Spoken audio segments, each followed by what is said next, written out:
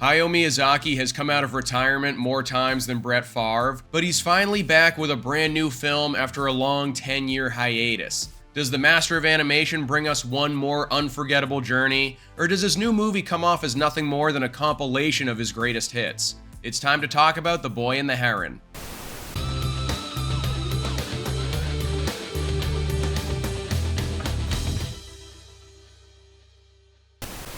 What's up, guys? I'm Sully, and today I am super excited because we finally get to talk about the brand new Hayao Miyazaki movie, The Boy and the Heron. All you need to know about this one is that the story goes like this. A young 12-year-old boy named Mahito struggles to settle in a new town after his mother's death.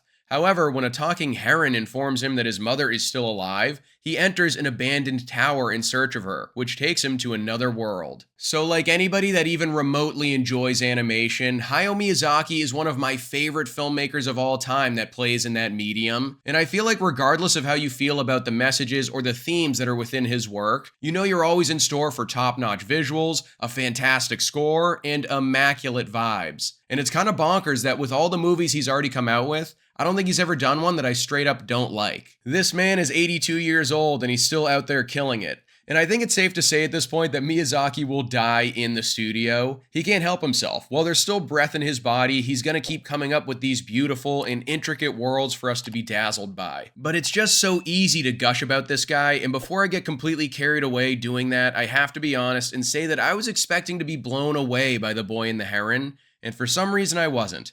I liked it, but I didn't love it. Staying with the positives for a minute, like I mentioned earlier, it should come as no surprise that the visuals in this movie are absolutely stunning. Some of the best of any of Miyazaki's films, which obviously is saying something. Everything is so colorful and crisp, it really adds to the insane level of world building we know he's capable of bringing to every single one of his projects. Somehow, this is the first Studio Ghibli film to be released in IMAX. I don't even know how that's possible. That seems like a massive oversight. But that's the format I was lucky enough to experience this movie in, and you have to do yourself a favor and do the same. Regardless of how you feel about the film overall, you'll be happy that you saw it in the biggest format possible, because we have no idea how many more opportunities like this we're gonna get. If I didn't make it clear enough earlier, this guy is old. And getting back to the world building for a second, you don't need me to tell you that obviously that's gonna be a massive strong suit for this movie. Miyazaki has such an unmatched talent of being able to fully transport you into the most unique and creative dreamscapes and make you feel like a kid again in the process. I mean, there are alternate dimensions, chain-smoking old ladies, parakeet armies. What more could you ask for, really? But in all seriousness, whatever creatures and customs he comes up with are always worth the price of admission by itself. Now, with all that being said, I just didn't connect emotionally as much as I wanted to with this movie, which is not a problem I was expecting to have because usually that's the bread and butter of a Miyazaki film. But I think the way the central family dynamic is set up around our main character kind of makes it hard to relate to what he's going through and processing emotionally at a young age. And I could be wrong, but I feel like the vast majority of people that watch this movie won't really be able to put themselves in his shoes all that easily either. I'm kind of divided on what the movie was trying to say overall, and if enough time was devoted to each theme for it to have warranted a more visceral response for me than it did.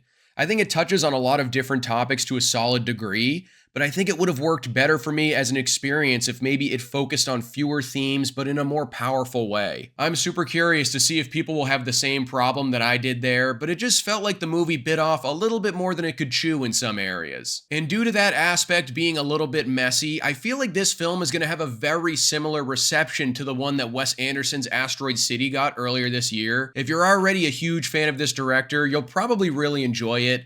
But if for whatever reason his movies aren't your cup of tea, I don't know if this is going to be the one that will win you over. Overall, guys, I enjoyed my time with The Boy and the Heron. All of the classic Miyazaki trademarks I love are crammed in here. Fantastic visuals, enjoyable music, memorable characters, but it just didn't all come together as cleanly as a lot of his other films do for me in regards to its themes and message. At the end of the day, though, these movies are always so easy to enjoy, even if you don't fully connect with them, which is exactly what happened to me. Now, will it be seen as one of Miyazaki's best films? Probably not, but it's still nothing to scoff at. The guy just doesn't miss. The Boy and the Heron gets a Sully score of 3.5 stars.